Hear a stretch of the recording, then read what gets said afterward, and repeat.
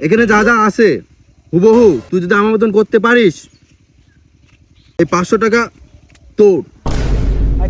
কি বলো ভাই, তুমি যা যা করবা আমি যদি তা তা করি দেখাতে না পারি, এই 500 টাকা তোমার। ঠিক আছে।